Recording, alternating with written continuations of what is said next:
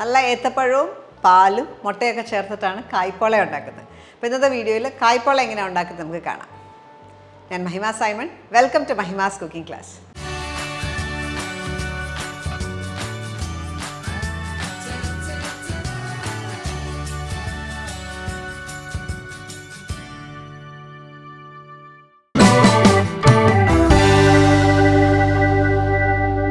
അപ്പോൾ കായ്പോള ഉണ്ടാക്കാനായിട്ട് ഈ ഒരു പാൻ ഹീറ്റ് ചെയ്യാം. ഇതിലേക്ക് നമുക്കൊരു 2 ടേബിൾ സ്പൂൺ നെയ്യ് ചേർക്കാം.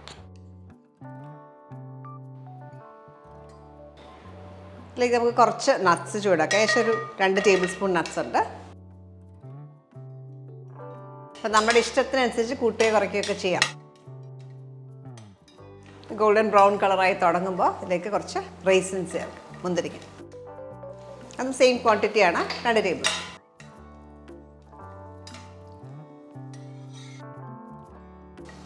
ബ്രൗൺ കളറാകുമ്പോൾ എടുക്കാം.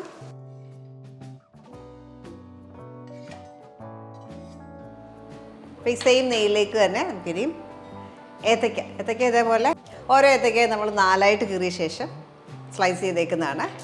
1/2 കിലോ ഏത്തയ്ക്ക എടുത്തേക്കുന്നത്, 3 ഏത്തയ്ക്ക. അപ്പോൾ നമ്മൾ ഏത്തയ്ക്കാപ്പമൊക്കെ ഉണ്ടാക്കുന്ന ആ പരുവത്തിലുള്ള ഏത്തയ്ക്ക, ഒരുപാട് പഴുത്തത് വേണ്ട, പാകത്തിനുള്ള പഴുപ്പ്. ഇത് നന്നായിട്ടൊന്ന് വഴറ്റിയെടുക്കാം. ഇതേപോലെ ഒന്ന് വഴന്ന് വന്ന് കഴിയുമ്പോൾ നമുക്ക് മാറ്റാം.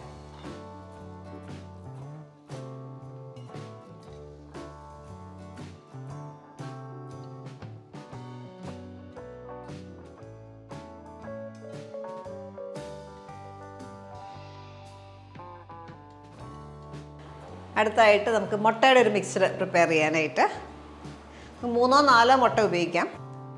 വലിയ മുട്ടയാണെങ്കിൽ 3 മുട്ട മതിയാവും. ഒരു 3 മുട്ട എടുത്തു. ഇതിലേക്ക് ഒരു 3 ടേബിൾ സ്പൂൺ തന്നെ പഞ്ചസാര ചേർക്കാം. ഇതൊരു മീഡിയം മധുരമേ ഉണ്ടാകത്തുള്ളൂ. ഇപ്പോൾ നല്ല മധുരമൊക്കെ വേണമെങ്കിൽ 4 ടേബിൾ സ്പൂണൊക്കെ ചേർക്കാം. 1/2 ടീസ്പൂൺ ഏലക്ക പൊടിച്ചത്, ചെറിയൊരു ഉപ്പ്, ചെറിയൊരു ക്വാണ്ടിറ്റി ഉപ്പ്. അത് മധുരം എല്ലാം ഒന്ന് ബാലൻസ് ചെയ്യാനായിട്ടാണ്. ഇതിലേക്ക് 3 ടേബിൾ സ്പൂൺ തന്നെ പാലൂടെ ചേർക്കാം.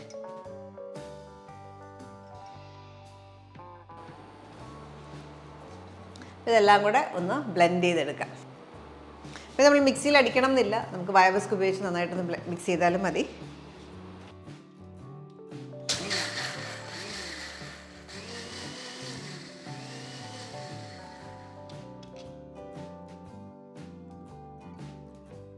നമ്മൾ ബ്ലെൻഡ് ചെയ്ത മിക്സറിൽ നമ്മൾ നോക്കേണ്ടത് പഞ്ചസാര മൊത്തം അലിയണം.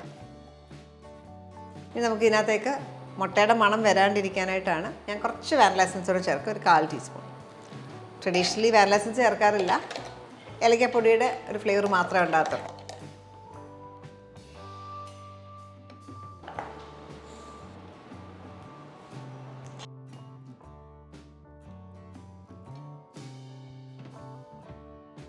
ഏത്തക്കയുടെ മിക്സർ ഇനി കൂളാവണം. കൂളായ ശേഷം നമ്മൾ ഈ മുട്ടയുടെ മിക്സറിനകത്തേക്ക് ചേർക്കും. ഈ സമയം കൊണ്ട് നമുക്കൊരു പാൻ, പഴയൊരു ദോശക്കല്ലോ അല്ലെങ്കിൽ ഏതെങ്കിലുമൊരു പാത്രം ചൂടാക്കാനായിട്ട് വെക്കാം. ഞാൻ പഴയൊരു ദോശക്കല്ലാണ്, യൂസ് ചെയ്യാത്തൊരു ദോശക്കല്ല് വെക്കുകയാണ്. അപ്പോൾ ഇതിൻ്റെ പുറത്തായിരിക്കും നമ്മൾ കായ്പോള ഉണ്ടാക്കുന്ന പാത്രം വെക്കുന്നത്. അപ്പോൾ ഈ മിക്സർ ചൂട് പോയ ശേഷം ഇതിനകത്തേക്ക് ഒഴിക്കാം.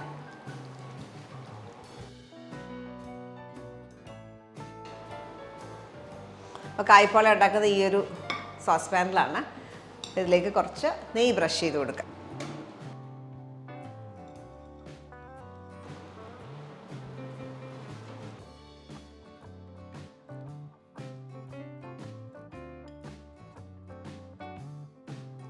ഇതിലേക്ക് നമ്മൾ ഫ്രൈ ചെയ്ത് വെച്ചേക്കുന്ന മിക്സറിൻ്റെ പകുതിയും കൂടെ ഇട്ട് കൊടുക്കാം. ബാക്കി ഗാർണിഷായിട്ട് കുറച്ച് കഴിയുമ്പോൾ ഇട്ട് കൊടുക്കാം. അപ്പോൾ ഇതൊരു 5 മിനിറ്റ് ഹൈ ഫ്ലെയിമിൽ വെച്ച് ചൂടാക്കുക. അതിനുശേഷം വേണം നമുക്ക് ഇതങ്ങോട്ട് വെച്ചിട്ട് കുക്ക് ചെയ്യാനായിട്ട്. 5 മിനിറ്റോളം ഹൈ ഫ്ലെയിമിൽ ചൂടാകുമായിരുന്നു. ഇനി തീ കുറച്ച് വെക്കാം. ഇനി ഇത് അടച്ച് ഒരു 15 to 20 മിനിറ്റ്സ് സമയം എടുക്കും. ഒരു 15 മിനിറ്റ് കഴിഞ്ഞിട്ട് നമുക്ക് ചെക്ക് ചെയ്യാം.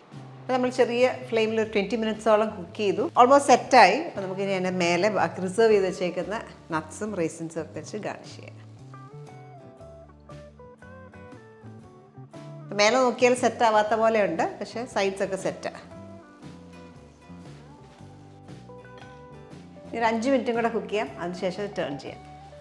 5 മിനിറ്റ് കഴിഞ്ഞ ശേഷം സൈഡ്സ് നന്നായിട്ടൊരു സ്പാറ്റില വെച്ചിട്ടൊന്ന് സ്ക്രേപ്പ് ചെയ്ത് കൊടുക്കുക, ഒന്ന് വിടിവിച്ച് കൊടുക്കുക.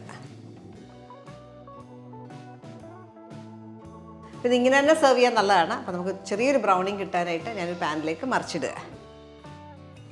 ഇവിടെ നെയ്യ് തേച്ചിട്ടുണ്ട്, നെയ്യ് തേച്ചൊരു പാത്രത്തിലേക്ക് മറിച്ചിടുക.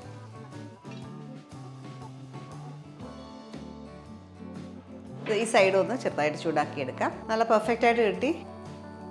മറ്റേ സൈഡും ചെറിയൊരു ബ്രൗൺ ടിൻ്റ് ആവണം.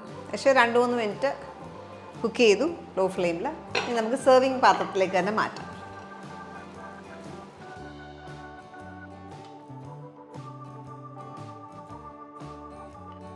നമുക്ക് ചെറിയൊരു ബ്രൗണിങ്ങും കിട്ടി, നല്ല പെർഫെക്റ്റായിട്ട് കിട്ടി.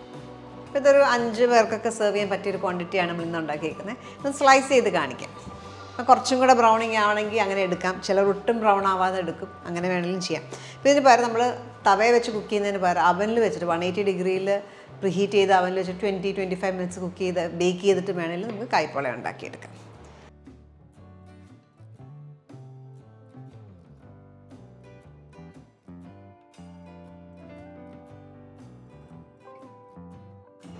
ഇതേപോലെ കിട്ടും, സോഫ്റ്റാണ്.